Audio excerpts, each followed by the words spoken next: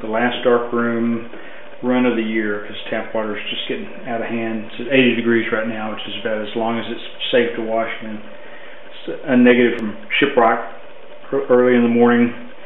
I spent the night up here on a ledge so I could see this, and shot a series of photographs of the shadow and had a good cloud day.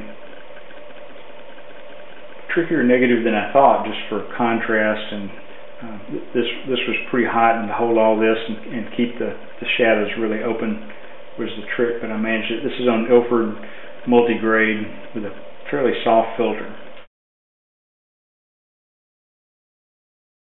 It's the negative that's probably about 2004, I guess, up on the north buttress of Shiprock with the shadows going down. It's so late it's starting to crank up into the sky just a little bit.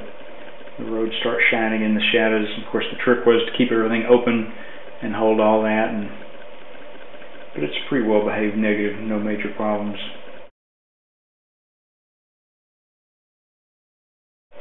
Tough to print for too light or too dark. If it was just a little off, it starts losing the mood. But that's Ilford multigrade. Again, all these are Ilford multigrades. Was photographing the moon coming up over this tree with this, trying to involve this shadow, but I just kind of kept backing up and getting more things in the photo. So finally, this is a fairly complex arrangement, but sure printed easy, and no major problems.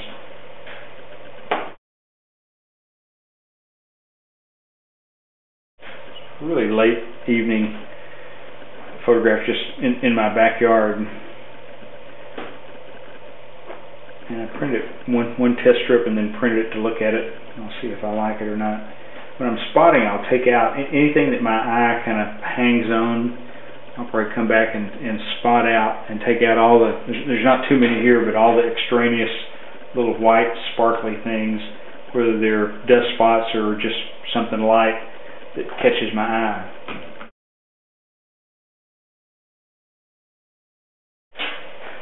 It's when I thought I'd hit, now I think I've missed it a little bit, even though I'm going to let it dry down and then spot out anything that catches my eye. I'll end up taking out to smooth it up.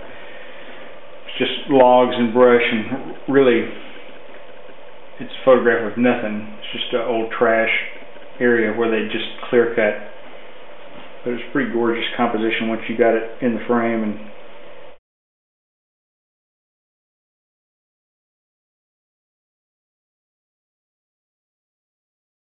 trying to keep the wash time as brief as possible, or the wet time as brief as possible.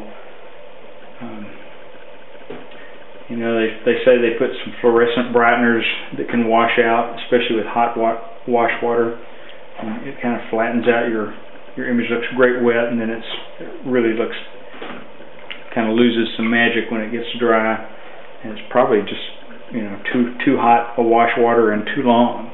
So as long as it's washed into archival standards, we're good to go.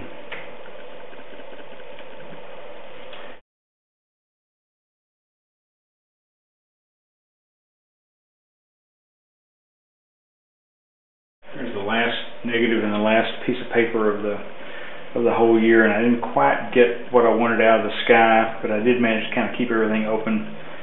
I'm not sure the shot's going to make it, but it was an interesting negative to end up on.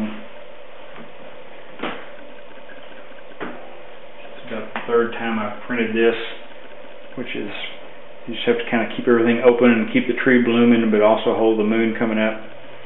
It's kind of like there's several kind of celestial clocks running in this, from the sun going down and the moon coming up, and then just the timing of the tree going off and the other trees. And it's rare that you get all those things together, even though this is a tree I've photographed for 25 years now.